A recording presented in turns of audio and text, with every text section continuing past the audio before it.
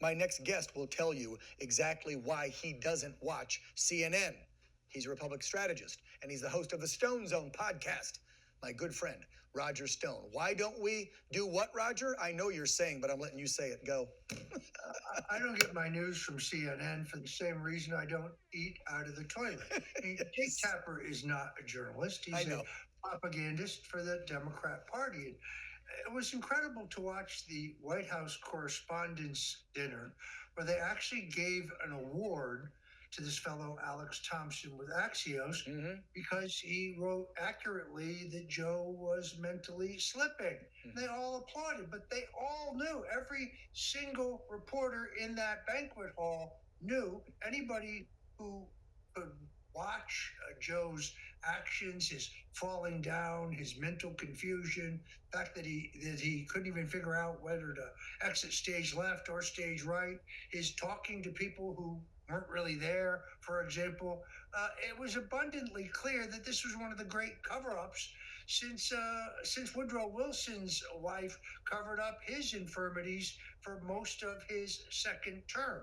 So it's a fraud upon the American people. And now that Jake is trying to make money off of his own lies, the way he savaged Lara Trump, who raised legitimate questions about Joe's mental acuity, it's pretty outrageous. That was, out of all those clips we put together, that's the one that really stuck with me. And you and I know Lauren, she's a sweetheart, and she was just pointing out, it was nothing to do with the stutter Joe used to have. She was clearly saying back in 2020, look at this, Jake. He definitely has mental decline. And you can see it in his face. He's like, oh, there we go, come on. And he wants to cut her off, and nope, now we're just going to get rid of her. You knew, Jake. You knew. You and Alex knew. You all knew. It's disgusting. And what's unfortunate, Roger, is nothing will ever happen to these people.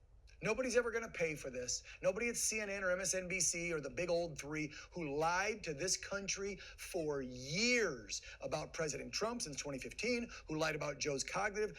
None of them will ever pay. Nobody's going to find them. Nobody's going to fire them. CNN's not going to get kicked off their carriers for disinformation like OAN's been kicked off carriers, Raj, but now we're coming back.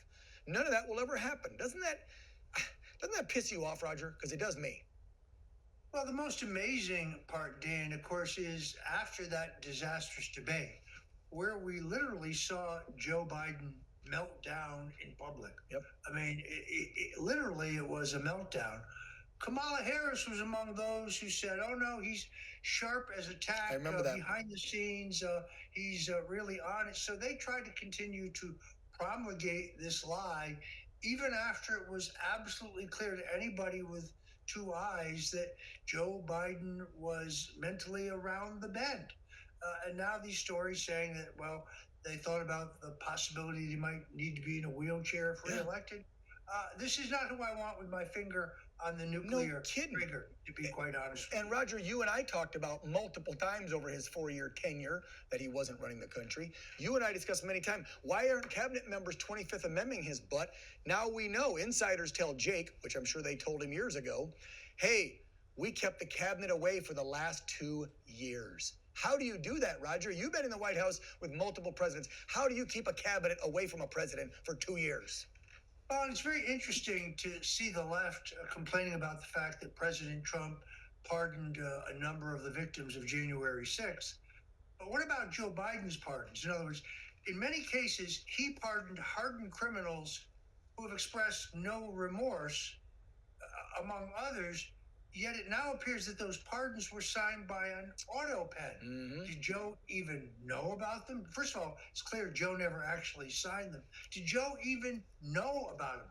Who made those decisions?